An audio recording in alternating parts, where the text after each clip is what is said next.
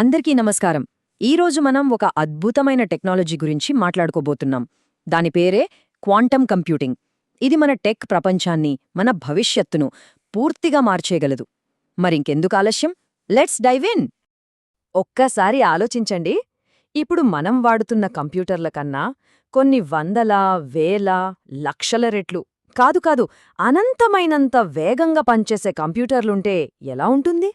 ఆ ఆలోచనే అద్భుతంగా ఉంది కదూ. మన సూపర్ కంప్యూటర్లకు కూడా కొన్ని లెక్కలు చేయడానికి సంవత్సరాలు, ఒక్కోసారి యుగాలు పడుతుంది. అలాంటి అసాధ్యం అనుకున్న లెక్కలన్నీ కేవలం కొన్ని సెకండ్లలో మన కళ్ల ముందే సాల్వ్ అయిపోతే? అవును, మనం ఇప్పటిదాకా మాట్లాడుకున్న ఆ అసాధారణమైన శక్తి వెనక ఉన్న టెక్నాలజీనే క్వాంటమ్ కంప్యూటింగ్. అసలు దీని కదేంటో కొంచెం లోతుగా వెళ్ళి చూద్దాం రండి. మరి క్వాంటమ్ కంప్యూటర్ ఎందుకంత పవర్ఫుల్? ఆ రహస్యమంతా దాని మూలంలోనే ఉంది. దాన్ని అర్థం చేసుకోవాలంటే ముందు మనం బిట్స్ నుంచి క్యూబిట్స్కి వెళ్ళాలి. చూడండి, మన రెగ్యులర్ కంప్యూటర్లు బిట్స్ అనే వాటితో పనిచేస్తాయి. చాలా సింపుల్. స్విచ్ ఆన్ లేదా ఆఫ్ అంటే 0 లేదా 1 అంతే. కానీ క్వాంటమ్ కంప్యూటర్లు వాడేది క్యూబిట్స్. ఇక్కడే అసలు మ్యాజిక్ మొదలవుతుంది. ఈ క్యూబిట్ అనేది గాల్లోకెగరేసిన కాయిన్ లాంటిది. అది కింద పడేదాకా హెడ్డా టేలా మనం చెప్పలేం కదా. సరిగ్గా అలాగే ఈ క్యూబిట్ ఒకేసారి 0గానూ ఉండగలదు, 1గానూ ఉండగలదు. ఒకే సమయంలో 0 మరియు 1 ఈ రెండు స్థితుల్లోనూ ఉండగలిగే ఈ అద్భుతమైన లక్షణాన్నే సైన్స్ పరిభాషలో సూపర్ పొజిషన్ అంటారు. దీనివల్ల ఏమవుతుందంటే ఒకే ఒక క్యూబిట్ ఒక సాధారణ బిట్ కంటే కొన్ని రెట్లు ఎక్కువ సమాచారాన్ని మోయగలదు, ప్రాసెస్ చేయగలదు. ఇక రెండో అద్భుతం పేరు ఎంటాంగిల్మెంట్.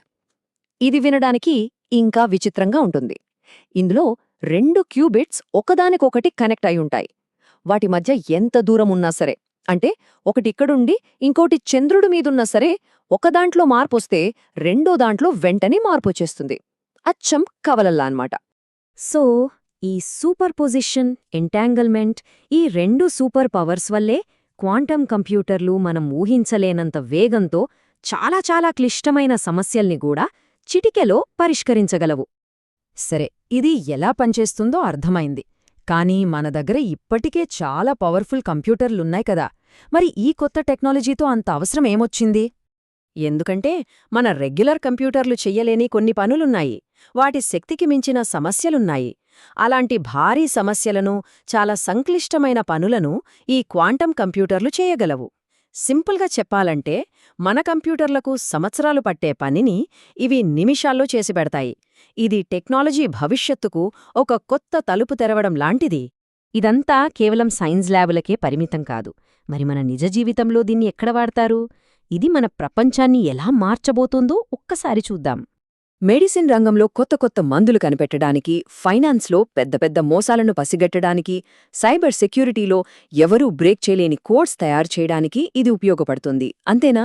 ఇంకా స్మార్ట్ ఏఐ మోడల్స్ తయారు చేయడానికి, వాతావరణాన్ని మరింత ఖచ్చితంగా అంచనా వేయడానికి, స్పేస్ రీసెర్చ్లోనూ ఇదొక విప్లవాన్ని తీసుకురాబోతోంది. ఇదంతా వింటుంటే చాలా ఎగ్జైటింగ్గా ఉంది కదూ. మరి ఈ ఫీల్డ్ గురించి మనం కూడా తెలుసుకోవచ్చా?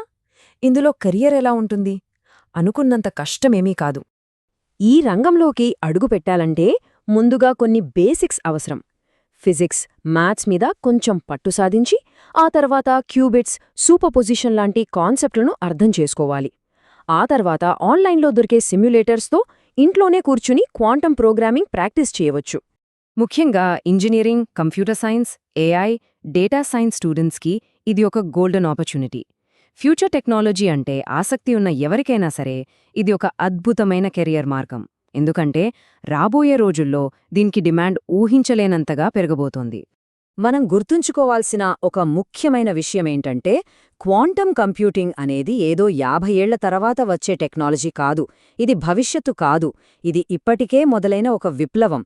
దాని ప్రభావం ఇప్పుడిప్పుడే మనకు తెలియడం మొదలైంది.